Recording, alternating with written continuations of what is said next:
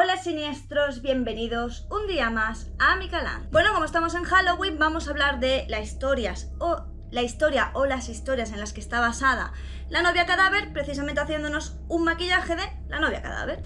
Así que, antes de continuar, no olvides comparte, comenta, suscríbete y dale like.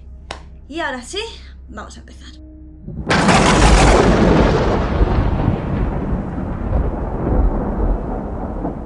La verdad es que podríamos hablar de varios cuentos que pueden hacer referencia a La novia cadáver, pero bueno, se sabe que Tim Burton en su momento ya dijo más o menos en qué estaba basada su historia. Charles Luriel-Effet, que era un rabino judío, fue el que se le atribuye pues esta historia que se llama El Dedo. En la historia del dedo se nos cuenta pues cómo una mujer el día de su boda fue cruelmente asesinada. Vale, no, eso sí que os fijáis varía en cuanto al tema de la novia cadáver. La cuestión es que un tiempo después, un hombre que se dirige a su boda y que mientras se dirige a su boda está practicando sus votos, cuando decide pues colocar el anillo en una de las ramas de un árbol. ¿Qué ocurre? Pues que esta rama de un árbol en realidad es el dedo de la novia enterrada, quien decide que a partir de ese momento ellos están unidos y por lo tanto tienen que casarse, ya que bueno, él le ha puesto el anillo. Así que como ves, sí, realmente se parece bastante lo que es la historia. De todas maneras, el tema del anillo, el tema de la promesa de un matrimonio y demás, pues la verdad es que es algo que también se ha explorado en otros, digamos, cuentos. Por ejemplo, en las leyendas de Becker hay una historia precisamente así, que ahora os la contaré, pero primero os voy a contar otra historia en la que puede estar basada pues La novia cadáver. Y es que, como os digo, hay bastantes referencias al hecho de colocar un anillo pues en una persona fallecida, confundiéndose con una rama de un árbol, etc. También os digo que este cuento fue escrito por la cultura antisemita del siglo XIX. Eran secuestradas y cruelmente asesinadas, por eso se decía que la promesa del matrimonio pues se extendía más allá de la muerte. Pero otra referencia lo tenemos en Cuentos judíos de lo sobrenatural del judío Howard Schultz. En La cueva de Lily, que es el libro, es donde se encuentra el dedo y donde se encuentra el demonio en el árbol. Bueno, ¿y de qué trata este relato? Pues en este segundo relato nos cuentan la historia del hijo del rabino, que bueno, está bromeando con el hecho de que se tiene que casar y etcétera, así que decide colocar, como os digo, a modo de broma, sin que sea totalmente cierto, pues un anillo en una rama de un árbol. Pero ¿qué ocurre? Pues que esta rama de este árbol en realidad pertenece a un dedo, y ese dedo es precisamente el dedo de una de las hijas de Lily. Como sabéis, Lily para los judíos pues era la primera esposa de Adán, que como sabéis se rebeló precisamente contra Caín. Pese a que él intenta explicar una y otra vez que ha sido un error, que era una broma, que estaba jugando y demás, pues el demonio se lo toma totalmente en serio y reclama que este joven pues tiene que ser su marido. Pues es que este joven pues evidentemente huye del lugar, porque era demasiado joven para casarse aún. Olvida el tema, crece, se compromete y finalmente se casa. Pero cuando va a culminar su matrimonio, es decir, digamos que antes se consideraba que el matrimonio era válido si es que mantenían relaciones sexuales. Entonces en la noche de bodas llega la hija de Lily y asesina a su mujer, por lo que consigue pues que el matrimonio no sea válido. Porque de nuevo para este demonio pues él era su marido, no tenía que estar casado con nadie más. Pese al shock inicial y pensando que quizás el demonio ya había cumplido pues digamos más o menos con su venganza, pues él decide después de un tiempo volver a comprometerse. Conoce a otra chica y de nuevo se casa con ella. ¿Y qué ocurre? Cuando la hija de Lily se da cuenta, pues de nuevo se aparece en la noche de bodas, justamente cuando se va a, digamos, consumar el matrimonio, y de nuevo vuelve de nuevo a matar a la esposa. Por supuesto, el joven no se rinde ya que debe sí o sí estar casado y proporcionar una familia y demás. Y finalmente vuelve de nuevo a casarse con una tercera esposa. Pero esta vez la tercera esposa ya sabía lo que había ocurrido con las otras dos. Sabía lo que estaba pasando con Lily, con la hija de Lily, y sabía pues que si no quería acabar como el resto de las prometidas mujeres de este hombre, tendría que hacer algo. Es entonces cuando se le ocurre llegar a un, digamos, pacto con la hija de Lily y le dice que a partir de ahora, si ella quiere, lo que pueden hacer es compartir el marido. A lo cual la hija de Lily acepta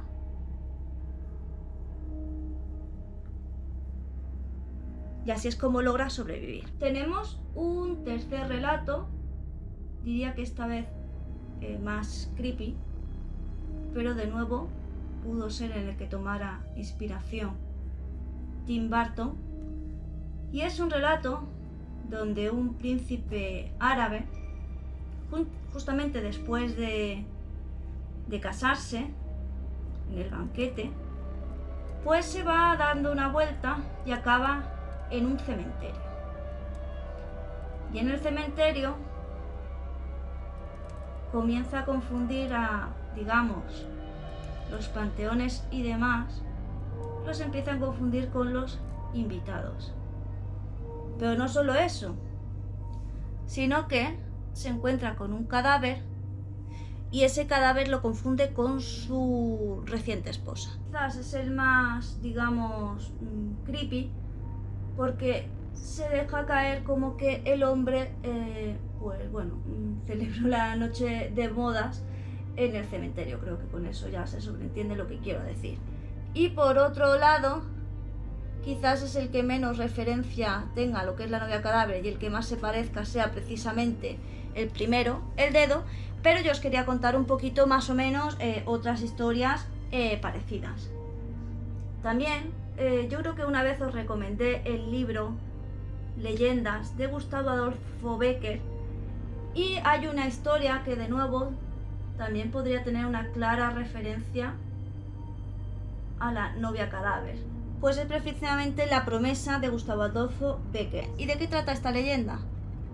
Pues es un conde que había mantenido relaciones con Margarita, y mantener relaciones sin estar casada era una deshonra. Así que cuando él dice que se tiene que ir a la guerra y tal, la joven se desespera pensando pues que ahora nadie se va a querer casar con ella porque evidentemente la ha deshonrado. ¿Quién va a querer tener nada con ella? Pero el conde le promete que sí, que se van a casar, y de hecho le regala un anillo para que recuerde, digamos, esta promesa. La cuestión es que el conde se va a la guerra y empieza a ver una mano por todas partes. Por todas partes, de hecho, en una de sus batallas, esta mano le salva. Él se lo comenta a alguna gente que está viendo esta mano y que esta mano pues le ha salvado de la muerte.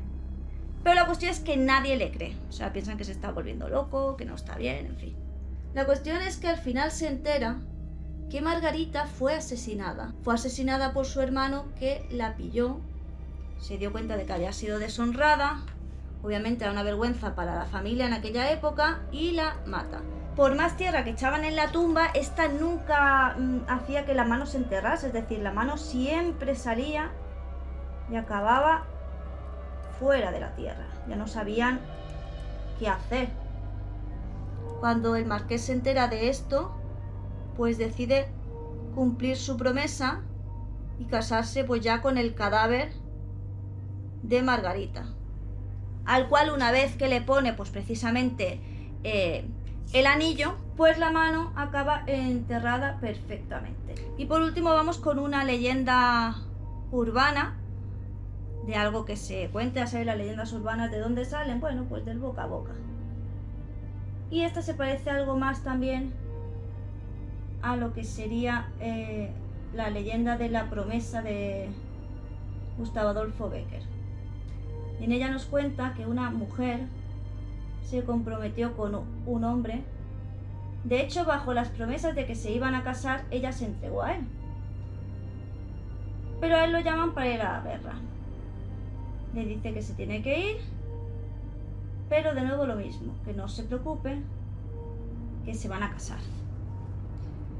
Pero la cuestión es que pasa el tiempo, este hombre no vuelve, pese a que tendría que haber vuelto de la guerra, y entonces ella se entera de que él se ha casado con otra persona. Al verse deshonrada, lo que significa que no va a encontrar quien quiera estar con ella, porque como os digo, ya no es pura, ya no está entera, ya no es en aquella época pues una deshonra, pues decide quitarse la vida porque siente pues que ya no va a estar con nadie, que va a ser, en fin, es una deshonra para ella misma, para su familia, además no encontraría jamás marido, así que decide acabar con su vida. La cuestión es que a este hombre le acaba llegando la noticia de que esta mujer ha muerto y ha acabado con su vida, lo cual le hace sentir terriblemente culpable, así que decide ir a visitar su tumba. Cuando visita su tumba y está diciéndole pues cuánto lo siente y demás, se encuentra con la sorpresa de que la mano en la que debe ir el anillo de boda pues surge de la tierra. Él se asusta de una manera terrible, vuelve a intentar enterrar la mano, pero cada vez que lo intenta, la mano vuelve a salir con además marcando el dedo donde iría el anillo de compromiso. Al final la verdad es que huye completamente aterrorizado, sin saber pues qué es lo que está pasando, aunque él en el fondo sabe que esa mano está saliendo porque él le prometió casarse.